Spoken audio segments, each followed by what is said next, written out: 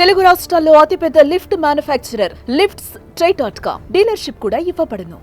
రాజకీయ విషయానికి వస్తే ఈరోజు జగన్ గారు కార్పొరేట్ సమావేశం ఏర్పాటు చేశారు. 2.4తో ఎలా ఉంటుందో చూపిస్తాము. త్వరలో 30 సంవత్సరాల పాటు మానే అధికారులు ఉంటారు. పార్టీ బయటతుంది ఏపీలో బతికే ఉంటుంది. ప్రజలు ఇంకా 1.0 నుంచే కోలుకోలేకపోతున్నారు స్వామి. ఎంతమంది దళితులు చంపారండి, ఎంతమంది బడుగు బలహీన వర్గాలు చంపారు, ఎంతమంది మైనారిటీ సోదరులు చంపారు గత ప్రభుత్వంలో. ఇక్కడున్న నాయకులందరిపైన కేసులు పెట్టారు. ప్రజలకి స్వేచ్ఛ ఎక్కడుండేది గత ప్రభుత్వంలో? మేము బయటికి రావాలనుకుంటే మా గేట్లకే తాడు కట్టారు కదా అన్నాడు. నా పైన 23 కేసులు పెట్టారు. అటెంప్ట్ మర్డర్ కేసు పెట్టారు, ఎస్సీ కేసు పెట్టారు. శాశ్వత భూ హక్కు చట్టం అని తీసుకొచ్చి ప్రజల భూముల్ని కాజేయడానికి ప్రయత్నించారు. ప్రజలు మర్చిపోయారనుకుంటున్నారా? ఆయన ఎవరు మర్చిపోలేదు. ఎన్నికల ముందర కూడా నా ఎంట్రీగా ఎవరు పీకలేరన్నారు. ఏమైంది? ప్రజలు ఎన్ని ఎంట్రీలు పీకారు చెప్పండి. No, I am following the due process of the law.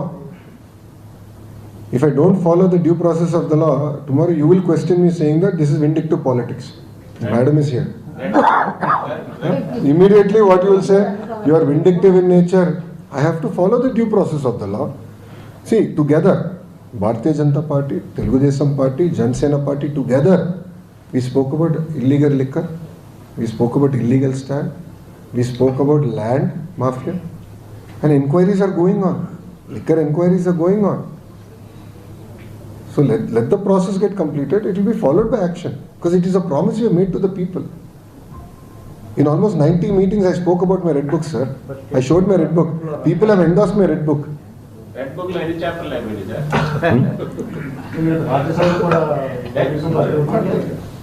ఏంటండి? ఆయన పేరు ఉందా లేదా అనుకుంటున్నారు. అది కాన్ఫిడెన్షియల్ రిపోర్ట్ సార్. అది కేవలం నాకు మా అధ్యక్షుల వారి మధ్యలో ఉంటుంది సార్. చెప్పండి. Any other questions? Jaganmohan Reddy దారి ఖర్చులు దండగా దారి ఖర్చులకే రావండి. గుడ్. ఇప్పుడు నేను సూటిగా గౌరవ మాజీ ముఖ్యమంత్రి గారిని, పులివెందుల ఎమ్మెల్యే గారిని ప్రశ్నిస్తున్నాను. 5 సంవత్సరాల్లో మీరు తీసుకొచ్చిన పెట్టుబడులు ఎన్ని గ్రౌండ్ అయినాయి? మేము 8 నెలల్లో తీసుకొచ్చిన పెట్టుబడులు ఏంటి? చర్చకి నేను సిద్ధం, ఆయన సిద్ధమా? మళ్ళీ కోడిగుడ్డుని పంపిస్తాడు. మాకు కోడిగుడ్లు వద్దు, మాకు ఆమ్లెట్లు వద్దు, డైరెక్ట్గా ఆయన రమ్మనండి, ఐఎమ్ రెడీ టు టాక్. నేను ఎక్స్ప్లెయిన్ చేస్తాను. ఇప్పుడు ఆర్సిలర్ మిత్తల్ ప్రాజెక్ట్ నేను 2019లో కలిసా ఆదిత్య మిత్తల్ని. 2019లో డావోస్లో టీసీఎస్ వాళ్ళ బూత్ బయట కలిసి ఆనాడు చెప్పి ఆంధ్ర రాష్ట్రానికి రాండి అని. మీరు కూడా ఆదిత్యని కూడా అడిగాను చెప్తాను. అప్పటి నుంచి ఐ మెయింటైన్ దట్ రిలేషన్షిప్ అండి. 5 years I maintain that relationship. NDA ప్రభుత్వ అధికారులకు వచ్చిన వెంటనే నేను ఫోన్ చేశాను, బాస్ 5 years అయింది, మీరు వేరే రాష్ట్రంకి వెళ్దాం అనుకున్నారు, అక్కడ ఏం అవ్వలేదు, వచ్చేయండి, వేరే రెడీ. ఒక్క జూమ్ కాల్తో కదిలిందండి ఆ ప్రాజెక్ట్. సో ఇప్పుడు మీరు అడగచ్చు 2019లో వెళ్ళిన ఖర్చులు దండగానా? నేను సూటిగా ప్రశ్నిస్తున్నాను మిమ్మల్ని. ఆంధ్ర రాష్ట్రాన్ని నేను ప్రమోట్ చేయాలండి. ఇప్పుడు అక్కడ పారిశ్రామికవేత్తలందరూ నన్ను ఏమడుగుతున్నారు, మీరు గ్యారంటీ ఇస్తారా జగన్మోహన్ రెడ్డి అనే వ్యక్తి మళ్ళీ గెలవడా అని?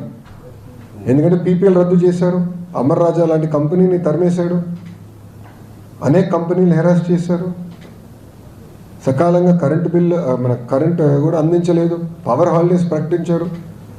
ఇండస్ట్రీ చాలా నష్టపోయిందండి ఆంధ్ర రాష్ట్రంలో. ఇప్పుడు అదంతా రివైవ్ చేసాక మేము కష్టపడుతున్నాం, బ్రాండ్ రివైవ్ చేసాక కష్టపడుతున్నాం. ఈరోజు మహారాష్ట్ర మాతో పోటీ పడుతుంది, తెలంగాణ మాతో పోటీ పడుతుంది, తమిళనాడు మాతో పోటీ పడుతుంది. చివరికి కేరళ మంత్రి కూడా డావోస్కి వచ్చి పెట్టుబడుల కోసం అంటే రాష్ట్రాన్ని ప్రమోట్ చేసేందుకు పోటీ పడుతున్నారు. మళ్ళీ ప్రమోట్ చేయకూడదా మేము రాష్ట్రాన్ని? It is a responsibility. We will promote. అని మీరు చూస్తారు కదా రాబోయే 12 నెలల్లో మీకు ఎలాంటి పెట్టుబడులు రాబోతున్నాయి, ఎక్కడ వస్తాయో మీరు చూస్తారు కదా అల్లారా. అప్పుడు అడగచ్చండి. But I'm ready for the discussion, debate. 5 సంవత్సరాలు ఆయన ఏం తీసుకొచ్చారు, 8 నెలలు మేము తీసుకొచ్చాం. ఆయన తీసుకొచ్చిన కనుక 2x పెట్టుబడులు మేము తీసుకొచ్చాం. We have grounded the projects, we're moving exceptionally fast. Jagan మళ్ళీ రాడు అని వాళ్ళు హామీ అడిగినప్పుడు మీరు వాళ్ళకి హామీని ఇవ్వగలిగారా సార్? ప్రజలు నిర్ణయిస్తారు, మేము కష్టపడతాం. కానీ ప్రజలు కూడా గమనించాలి, ఈరోజు కొన్ని రాష్ట్రాల్లో అక్కడున్న భారతీయ జనతా పార్టీ ప్రభుత్వానికి ఐదు టర్మ్లు ఇచ్చారు. Gujarat amazing example. ఈరోజు చూడండి డెవలప్మెంట్ ఏ స్థాయికి వెళ్ళిపోయింది.